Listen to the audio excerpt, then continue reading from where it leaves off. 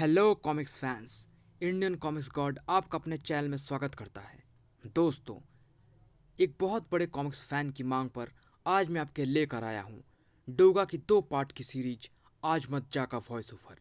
तो चलिए दोस्तों शुरू करते हैं।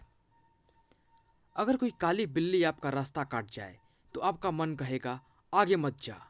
अगर घर से निकलते वक्त कोई छींक दे तो आप ठिठक जाएंगे। आपकी बाईं आंख फड़क जाए तो किसी हानि की आशंका से आप सिहर जाएंगे।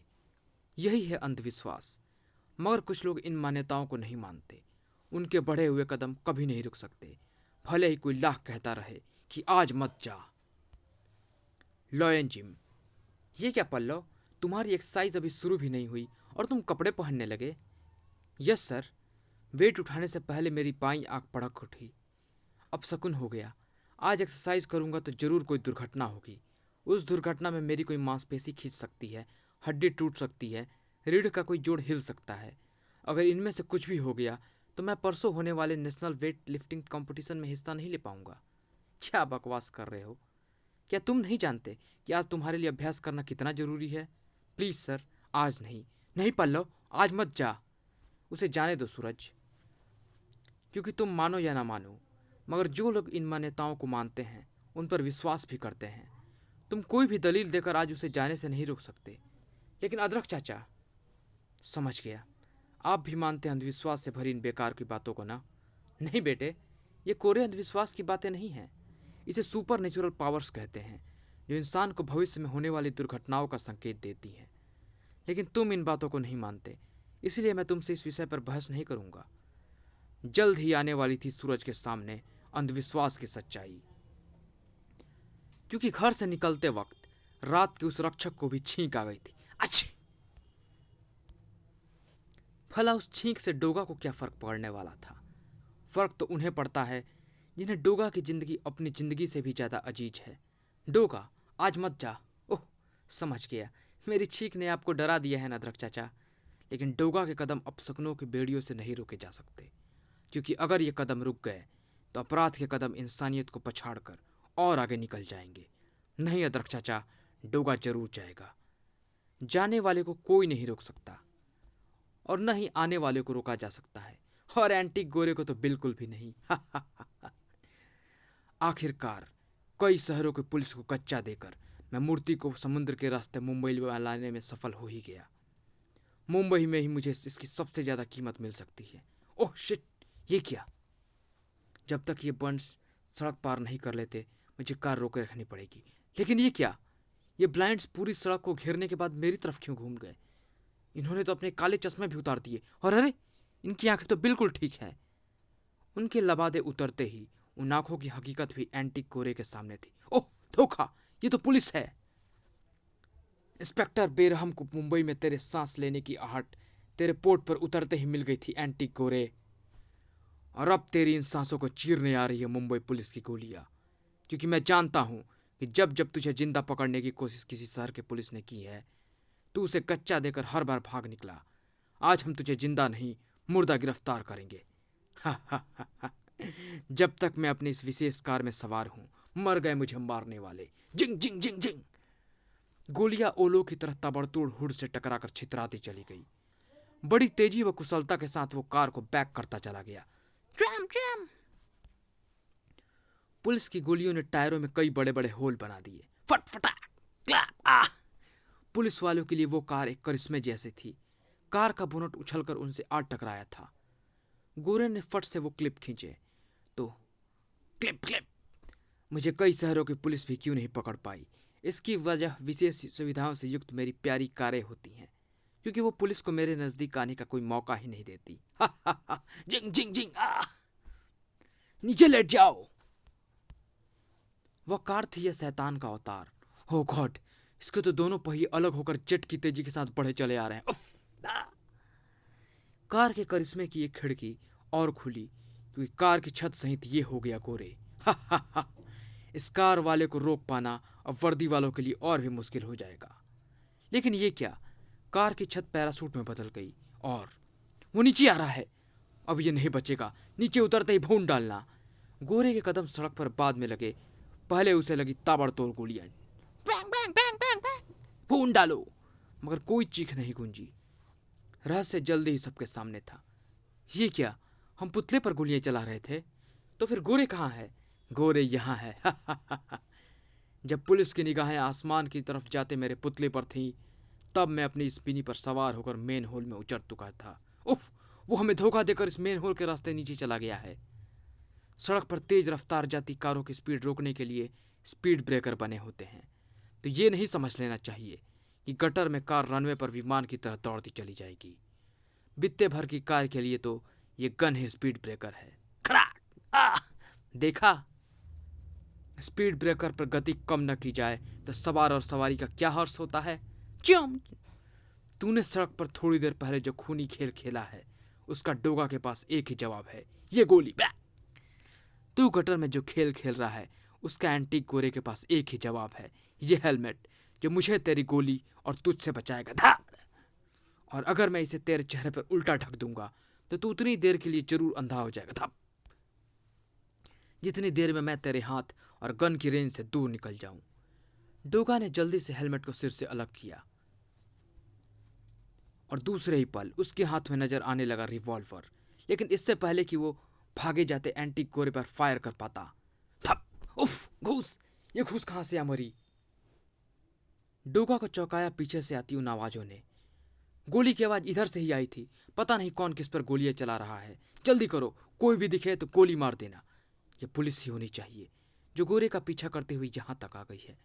अब मुझे यहां से निकलना होगा, वरना मुझे पुलिस की गोलियों का सामना करना पड़ेगा। अरे, ये तो डोगा है। आज दो दो शिकार करने का मौका है। कुख्यात मूर्ति स्मगलर एंटीक गोरे और साथ में डोगा का भी। ठाए ठाए, उफ! पहली वाली गोली जरूर डोगा नहीं गोरे पर चलाई होगी। जल्दी करो, तरक्की का ऐसा सुनहरा अवसर फिर शायद नहीं मिलेगा। उफ! ऐसा पल डोगा की जिंदगी में कभी नहीं आया था। अरे, कहाँ गया डोगा? अभी तो यहीं इसी मोड़ पर था। आगे बढ़ो, वो दोनों एक दूसरे के पीछे हैं और इसी रास्ते पे हैं। पर डोगा तो वहीं पर था। अपनी असफलता पर डोगा दांत भींच कर रह गया। कितने दिनों से गोरे के मुंबई पदार्पण की खबर मीडिया में फैली हुई थी। पुलिस ने जाल भी कसा हुआ था और आज वो शैतान यहाँ आया तो पुलिस के भी हाथ से बच गया और मेरे भी।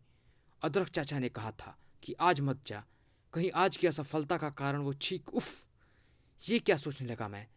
गोरे तो आज तो बच गया, पर खैर, बकरे की अम्मा कब तक खैर मनाएगी। मुंबई की जगमग से चकाचौंध होती बोरीवली की उस इमारत में। क्या बकता है रे तू तवा? मुझे ठीक से सुना ही नहीं पड़ा। वो जो तूने अभी बका था उसे दोबारा बक। मैं सच कह रहा हूं नटवर, मूर्ति कबीले के मंदिर से सचमुच चोरी कर ली गई है। पूरी पारदी जाति में इस चोरी से खलबली मची हुई है। चोर कोई गोरे नाम का है। मंदिर के पुजारी ने उसकी मार से बेहोश होने से पहले ये नाम उसी के मुंह से सुना था। चोर मुंबई जाकर मूर्ति किसी शॉप पर बेचने की बात बड़बड़ा रहा था। तुम्हारा यहाँ पर नया नाम काल पहेलिया अपराध जगत में बड़ी इज्जत से लिया जाता है ना। सुना है तुमने यहाँ की तोप डोगा को भी छका दिया है। तभी बस्ती वालों ने मूर्ति खबर देने के लिए मुझे तुम्हारे पास भेज दिया। ये तो बस्ती वालों ने बिल्कुल ठीक काम किया। वो मूर्ति मैंने ही मंदिर में स्थापित की थी। उस मूर्ति की मान्यता है कि वो जिसके पास रहेगी उसे हर मुसीबत से बचाएगी। इसीलिए मैं आज तक पुलिस और तेरी उस तोप डोगे से भी बचता रहा। पकड़ा भी गया तो जल्द ही भाग निकला। उस मूर्ति को जल्द ही हासिल करना और उसे वापस मंदिर में स्थापित करना मेरे लिए निहायत ही जरूरी काम है, चाहे इसके लिए मुझे लाशों का समंदर ही क्यों ना पार करना पड़े। पूरी पारदी जाति को अब तुम पर ही भरोसा है नटवर। सरदार से जाकर कह दियो कि मैं जल्द ही मूर्ति लेकर कबीले में पहुंचूंगा। उस मूर्ति के बारे में जो कुछ काल पहेलिया ने कहा था वो एकदम सच था। गोरे, क्या तुम्हें नहीं लगता कि तुम ये मूर्ति बेचकर गलती कर रहे हो? क्योंकि कल रात शायद तुम इसकी मान्यता के कारण ही पुलिस और डोगा से बच पाए हो। मिस्टर गुरुज, ऐसी मान्यताओं वाली मूर्तियां चुरा कर उन्हें बेचने में ही तो मुझे ज़्यादा फायदा होता है। जिसकी मान्यता जितनी अच्छी हो उतने ही अच्छे दाम भी मिलते हैं। मैं और आप अगर ऐसी मान्यताओं को मानने लग जाएं तो मेरा तो धंधा चौपट हो जाए और आपकी ये शॉप भी। घोड़ा घास से यारी करेगा तो खाएगा क्या? हाँ। तुमने ठीक कहा एंटी गोरे, लेकिन फिर भी तुमने ये मूर्ति बेचकर मुझे घाटे का ही सौदा किया है। क्योंकि एक तो जो नोट मैंने तुम्हें दिए हैं उनके सिर्फ ऊपर के नोट ही असली हैं, बाकी सारे नकली। ये हकीकत तुम्हें जल्द ही पता लग जाएगी और तब तुम दोबारा मेरे पास ना आओ, मैं उसका इंतजाम अभी कर देता हूँ। Hello police station. एंटी गोरे थोड़े देर बाद गेटवे ऑफ इंडिया से बोट पर जाएगा। उसके हाथ में लाल रंग का नोटों से भरा ब्रीफकेस है और जेब में 2 लोडेड रिवॉल्वर। मैं कौन बोल रहा हूँ यह पता लगाते लगाते कहीं गोरे हाथ से ना निकल जाए। ये बेशकीमती मूर्ति मुझे सिर्फ 500 के 20 नोटों और चोरी के मोबाइल पर किए गए कॉल के बिल जितनी महंगी पड़ी। उस सूचना के 10 मिनट के अंदर अंदर गेटवे ऑफ इंडिया का वो पूरा इलाका इंस्पेक्टर बेरहम के नेतृत्व में पुलिस से भर गया, जिसकी भनक गोरे को भी लग गई थी। ओह, मैं सही वक्त पर पहुंच गया। शायद ये मेरी ही तलाश में यहाँ पहुंचे हैं। गुरुज ने गद्दारी की होगी, लेकिन अब मुझे कोई नहीं पकड़ सकता। बोट की अप्रत्याशित गति ने इंस्पेक्टर बेरहम को फौरन ही समझा दिया कि बोट में गोरे भाग रहा है। तेज, वो बचना नहीं चाहिए। पुलिस मेरे पीछे आ रही है, मगर उनकी बोटें मुझ तक नहीं पहुंच पाएगी, क्योंकि वो इन गेंदों से जरूर टकराएगी और उनकी इस टक्कर का मतलब होगा एक शानदार विस्फोट। बूम! गुरुज को भविष्य में कभी समझ लूंगा, मगर फिलहाल मेरा रास्ता साफ है। मगर रास्ता साफ नहीं था। अरे, ये ताबूत बीच समुद्र में कहां से आ गया? मेरी बोट इससे टकराएगी तो उलट जाएगी। गोरे को बोट रोकनी पड़ी। मुझे सावधानी से बोट को बिना इससे टकराए निकालना होगा। लेकिन खटाक! गोरे, तू बोट को ताबूत से टकराए बिना नहीं निकल सकता। डोगा? डोगा नहीं गोरे, तेरी मौत। धाय! पुलिस को तेरे बारे में जो सूचना मिली थी उसे मेरे कान के छेदों में फिट ट्रांसमीटरों ने भी कैच कर लिया था, जो पुलिस के वायरलेस की ही फ्रीक्वेंसी पर सेट है और एक निश्चित दूरी में पुलिस तक पहुंचने वाली खबरों को कैच कर सकते हैं। डोगा पानी से बाहर निकला और ओह, मुझे इन नोटों के शुरू से ही नकली होने की गारंटी थी। ये नोट गोरे ने मूर्ति बेचकर हासिल किए होंगे और पुलिस को इन्फॉर्म करने वाला भी वही आदमी होना चाहिए जिसने गोरे को ये नकली नोट दिए और उससे मूर्ति हासिल की। यानी कि अब मूर्ति उसी आदमी के पास है और वो आदमी मेरे अनुमान से मुंबई में कोई एंटिक शॉप चलाता है, क्योंकि अक्सर गोरे जैसे तस्करों के हाथों से निकलकर बेशकीमती मूर्तियां ऐसे ही लोगों के पास पहुंचती है।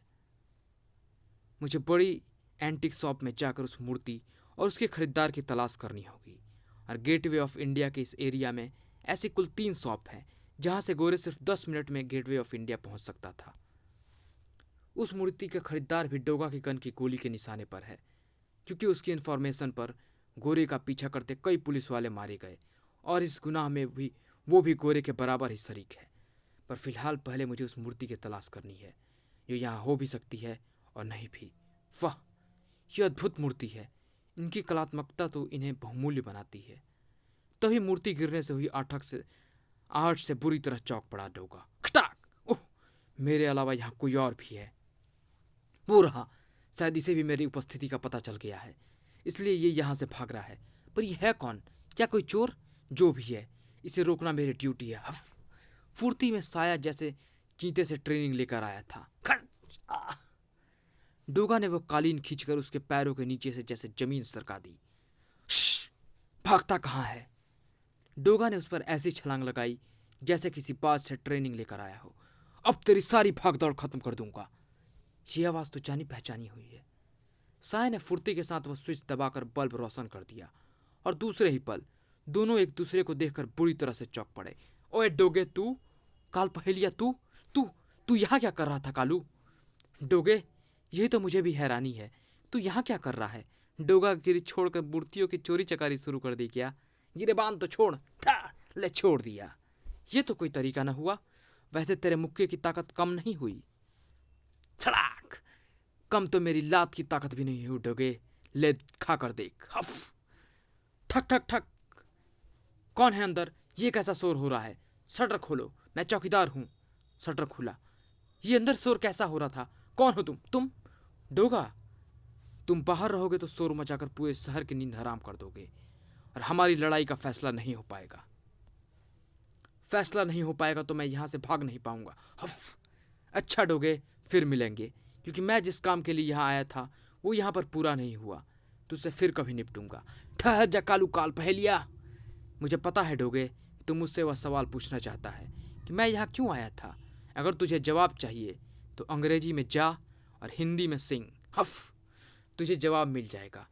डोगा ने मूर्ति को सीधा किया और छलांग लगाकर ऐसे खिड़की तक पहुंचा जैसे किसी हिरन से ट्रेनिंग लेकर आया हो। उफ, काल पहेलिया को काला अंधेरा खा गया, यानी भाग गया वो। डोगा भी बाहर निकल आया। काल पहेलिया ने बीच में आकर मेरी खोज को थोड़ा उलझा दिया है। आखिर ये यहाँ आया क्यों था? अगर मुझे इस बात का जवाब चाहिए तो मुझे हल करनी ही होगी काल पहेलिया की पहेली, यानी अंग्रेजी में जा और हिंदी में सिंह। क्या मतलब होगा इसका? मतलब इतनी आसानी से निकल गया तो उसे काल पहेलिया कौन कहेगा? अगर आप भी जानना चाहते हैं इस पहेली का हल तो दिमाग लड़ाइए या फिर प्रतीक्षा कीजिए डोगा की इस थ्रिलिंग कॉमिक्स के अगले भाग का, जिसका नाम है जरा बच के।